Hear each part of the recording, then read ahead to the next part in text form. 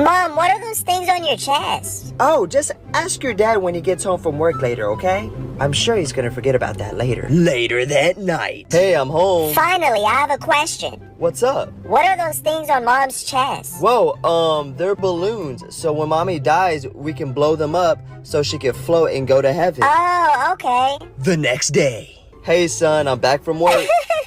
What's wrong? I think Mommy's dying. What? Why do you think that? Uncle Fred was blowing up Mommy's balloons, and she was screaming, "Oh God, I'm coming." Oh, great.